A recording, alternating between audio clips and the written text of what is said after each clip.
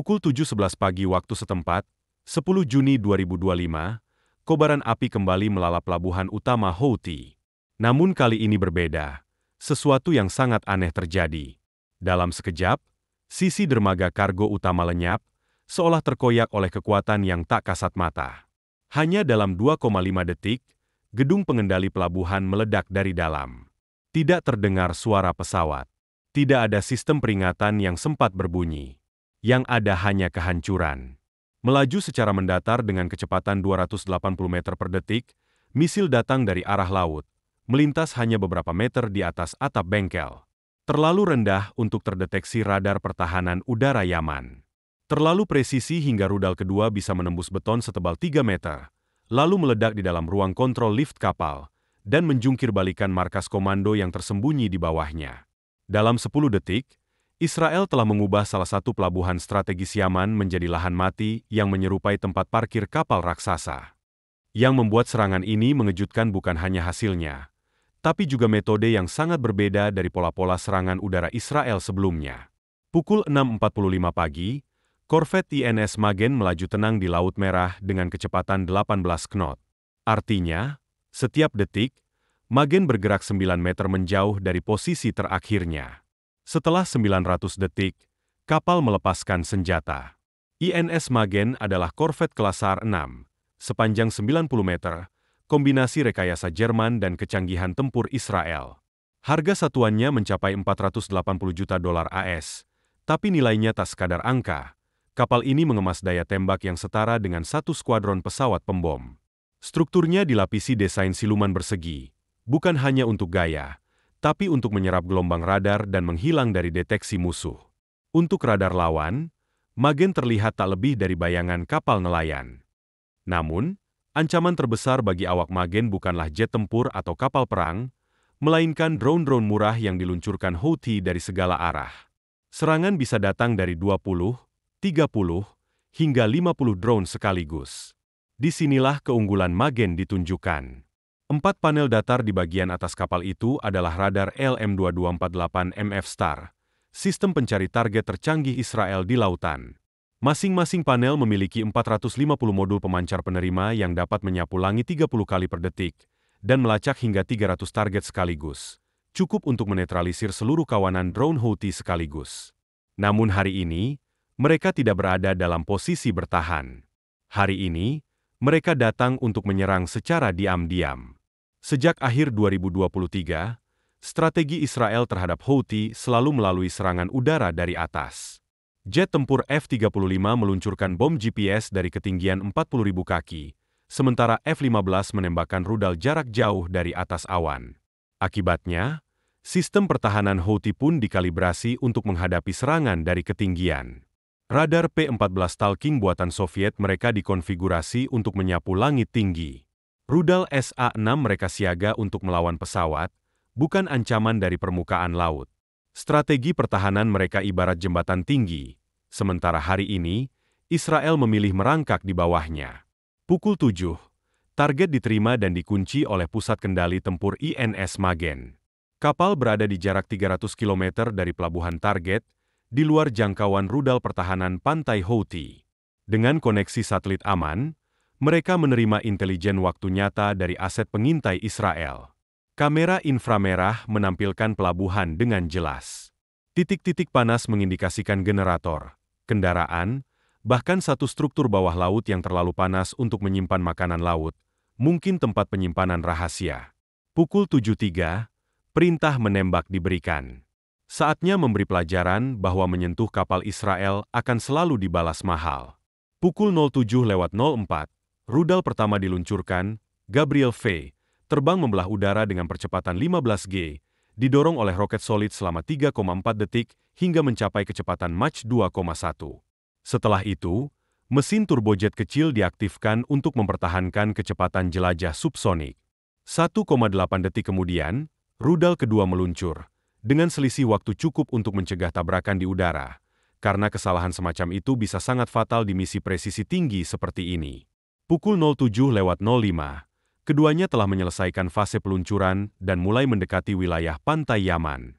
Tapi tidak seperti rudal biasa yang langsung menukik, Gabriel V terbang rendah, hanya 3 meter di atas permukaan laut, cukup rendah untuk menghindari radar musuh dari jarak lebih dari 40 kilometer. Rute mereka pun tak langsung.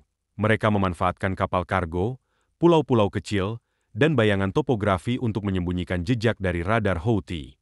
Navigasi rudal menggunakan kombinasi GPS inertial guidance dengan giroskop, dan radar altimeter yang menyesuaikan kontur tanah untuk terus berada di jalur yang benar. Tentu saja, Houthi tidak sepenuhnya buta. Mereka punya sistem pertahanan udara buatan Soviet. Tapi doktrin mereka salah sasaran. Semua radar dan rudal mereka dikalibrasi untuk ancaman dari atas, bukan dari permukaan laut. Di bawah 1000 meter, mereka menganggap area tersebut aman. Pukul 7:09, rudal mendekati titik serang terakhir, 22 km dari pelabuhan. Turbojet diaktifkan penuh. Sekarang mereka cukup dekat untuk mungkin terdeteksi radar, tapi sudah terlambat. Sensor inframerah pada kepala rudal diaktifkan, menyoroti pelabuhan sebagai bentangan titik panas di tengah hujan pagi. AI navigasi rudal tidak hanya mencari bangunan, tapi fitur-fitur khas, seperti gedung berbentuk L, suhu spesifik yang terpantul dari dinding-dinding hangat akibat matahari malam sebelumnya. Pukul 7:10, radar aktif dihidupkan. Bukan radar besar dan mencolok, melainkan sistem kabin AESA kompak yang sangat akurat. Kedua rudal terkunci pada target mereka. Pertahanan Houthi hanya punya waktu 41 detik untuk merespons. Namun mereka tidak sempat. Dua sistem artileri otomatis, mereka hanya sempat menembak saat rudal sudah berada di dalam kompleks. Sekitar pukul 7:11 pagi waktu setempat pada 10 Juni 2025, pelabuhan favorit kelompok Houthi kembali terbakar. Namun, kali ini ada sesuatu yang berbeda. Beberapa detik sebelumnya, sisi gudang kargo utama tampak lenyap akibat hantaman misterius dari arah laut. Dalam hitungan 2,5 detik, gedung pengendali pelabuhan dilalap api dari dalam. Tak ada pesawat melintas. Tak ada sirene atau peringatan sebelumnya. Hanya dentuman mematikan yang bergerak secara horizontal dengan kecepatan 280 meter per detik. Rudal itu datang sangat rendah dari arah laut. Hanya melesat beberapa meter di atas permukaan laut, membuat radar-radar milik Yaman sama sekali tak mendeteksinya. Serangan itu sangat akurat.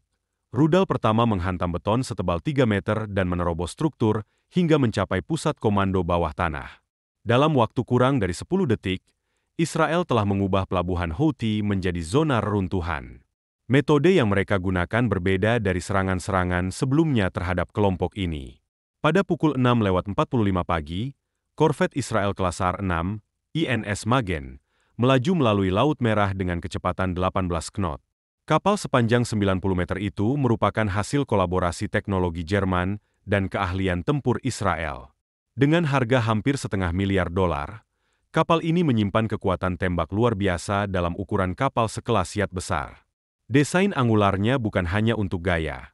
Ia menciptakan efek siluman yang mengarahkan pantulan radar ke berbagai arah. Diperkuat oleh lapisan penyerap radar, Magen nyaris tak terlihat di layar radar musuh. Namun ancaman utama yang dihadapi bukan datang dari kapal perang atau jet tempur, melainkan drone murah rakitan Houthi yang diluncurkan secara massal, bisa mencapai 50 sekaligus. Untuk itu, Magen dilengkapi radar tercanggih milik Angkatan Laut Israel, ELM-2248 MF Star. Radar ini memiliki 4 panel datar dengan 450 modul transmit receive per panel, sanggup melacak hingga 300 target sekaligus dan memperbarui gambaran radar 30 kali per detik. Namun hari ini, awak Magen tidak memikirkan drone. Mereka mempersiapkan diri untuk menunjukkan kepada Houthi konsekuensi dari menyerang kapal Israel. Sejak Oktober 2023, kelompok Houthi telah bertahan dari serangan udara. Sebagian besar dilakukan dari atas oleh F-35 dan F-15 dengan bom pintar dan rudal standoff. Pertahanan udara mereka disesuaikan untuk serangan vertikal. Radar P-14 Soviet dan baterai rudal SA-6 mereka dikalibrasi untuk menangkal ancaman dari atas. Pukul 7, data target dikirim ke Combat Information Center INS Magen, yang berada sekitar 300 km dari pelabuhan Hodeidah. Jarak tersebut cukup jauh dari jangkauan pertahanan pantai Houthi. Melalui jalur satelit terenkripsi, kapal menerima intelijen real-time dari aset pengintai Israel, termasuk citra termal yang memperlihatkan aktivitas mencurigakan, termasuk fasilitas bawah tanah yang memancarkan panas tidak wajar. Pada pukul 7:03, Perintah peluncuran diberikan. Rudal Gabriel V meluncur dengan kecepatan 15G dari peluncur, melesat dari 0 ke Mach 2,1 dalam waktu 3,4 detik sebelum melambat ke kecepatan jelajah subsonik. Rudal kedua menyusul dengan jeda 1,8 detik, memastikan keduanya tidak bertabrakan. Berbeda dari rudal biasa yang terbang tinggi, Gabriel V melaju hanya 3 meter di atas permukaan laut, di bawah cakupan radar musuh. Mereka mengikuti jalur tidak langsung yang telah diprogram, melewati pulau-pulau kecil dan kapal kargo untuk menghindari deteksi.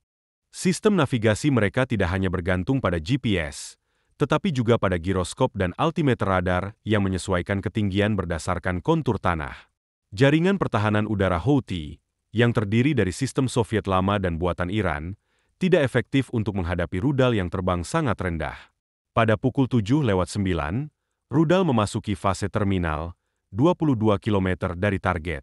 Mesin turbojet bekerja maksimal. Sensor inframerah aktif, mencari pola panas yang cocok dengan citra intelijen. 10 km dari target, radar seekor menyala. Dalam waktu 41 detik, rudal mencapai pelabuhan. Houthi baru menyadari keberadaan rudal saat sudah terlambat. Rudal pertama menghantam struktur dengan kecepatan 6.900 meter per detik, setara 20 kali kecepatan suara, menembus beton dan baja yang tidak sempat bereaksi. Dalam 50 milidetik, 60 meter area pelabuhan berubah menjadi kawah. Rudal kedua masuk 2 detik kemudian, menembus beberapa lantai dan mencapai target bawah tanah. Di titik yang ditentukan, delayet fuse diaktifkan dan meledakkan muatan 200 kg bahan peledak dalam ruang tertutup. Gelombang tekanan yang dihasilkan meledakkan segala arah, menimbulkan tekanan hingga 500 PSI, cukup untuk melipat balok baja sekuat kertas.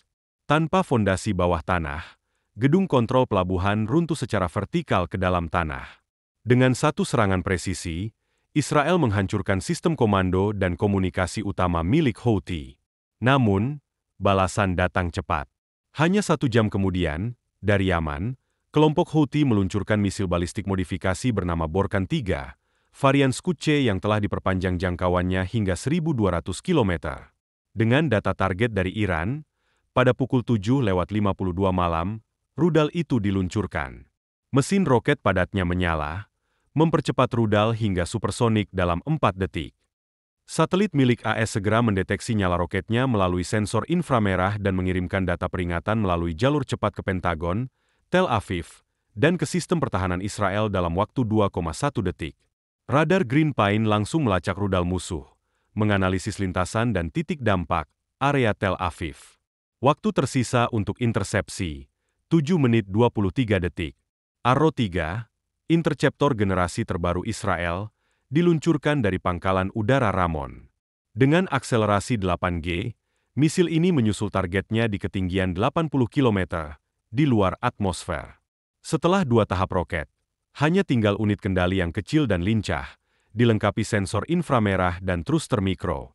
Pada pukul 8:05 pagi, pada ketinggian 72 km di atas Laut Tengah, Arrow 3 menghantam Borkan 3 dengan energi kinetik 867 MJ, setara 200 kg TNT yang terkonsentrasi.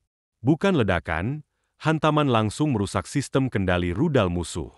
Fragmen rudal jatuh ke laut, dan Tel Aviv terselamatkan. Israel, Houthi, dan semua yang menyaksikan tahu bahwa era perang presisi dan intersepsi hypersonik telah tiba. Dan terima kasih atas perhatian Anda pada video ini. Jangan lupa di-like, share dan subscribe channel kami dan nyalakan lonceng notifikasinya, agar tidak ketinggalan video menariknya.